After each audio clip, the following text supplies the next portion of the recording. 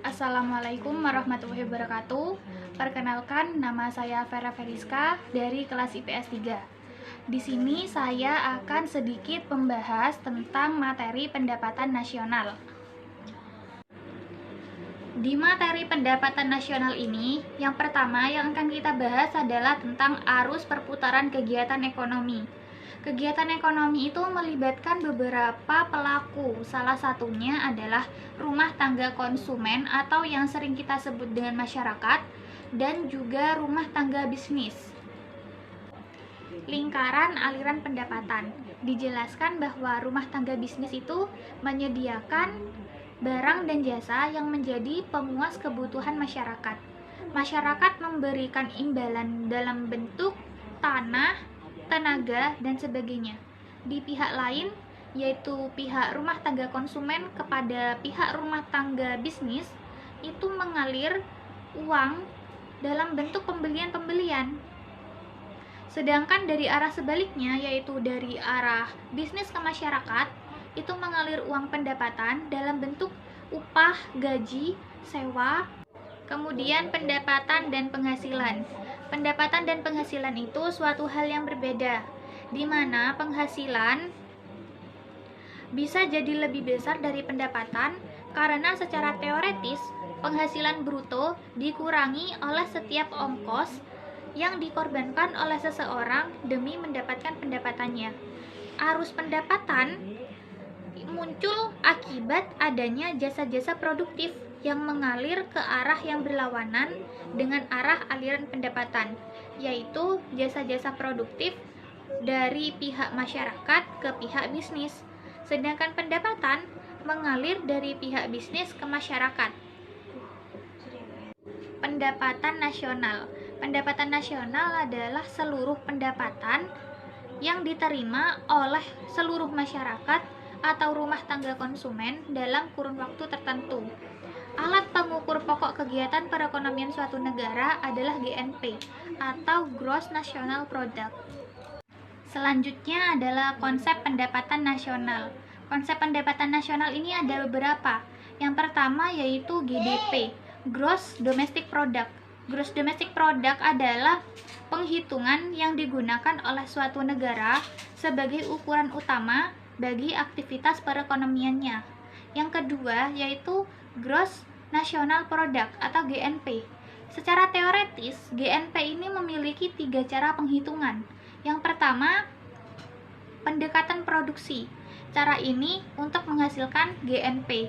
Yang kedua, pendekatan pendapatan. Cara ini untuk menghasilkan GNI.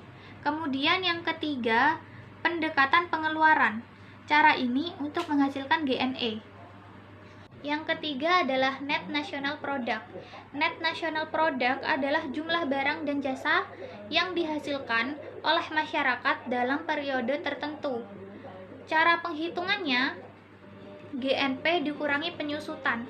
Jadi dalam konsep Net National Product ini ada unsur penyusutan dan barang pengganti modal. Kemudian nomor 4. Di nomor 4 adalah national income. National income adalah pendapatan yang dihitung menurut jumlah jasa yang diterima masyarakat sebagai pemilik faktor produksi. Dalam national income ada suatu unsur yang disebut dengan pajak tidak langsung atau indirect business taxes. Jadi cara penghitungannya yaitu dengan NNP dikurangi pajak tidak langsung. Kemudian personal income. Personal artinya perseorangan. Jadi bisa diartikan personal income adalah pendapatan perseorangan yang diterima oleh setiap orang dalam masyarakat, termasuk pendapatan yang diperoleh tanpa melakukan kegiatan atau yang sering disebut dengan transfer payment.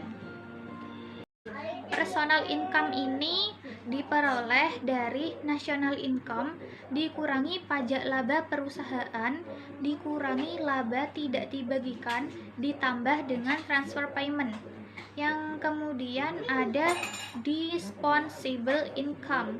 Disposable income adalah pendapatan yang siap untuk dipakai atau dibelanjakan guna membeli barang-barang atau jasa, konsumsi, dan selebihnya menjadi tabungan atau saving. Cara untuk mendapatkan disposable income ini adalah personal income dikurangi dengan pajak langsung.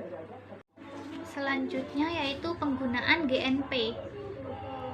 Di dalam GNP, pendapatan yang di dalamnya dibelanjakan untuk berbagai macam kebutuhan didapati adanya 4 pembelian seperti GNP, yaitu konsumsi, investasi, pengeluaran pemerintah, dan barang impor dari luar negeri.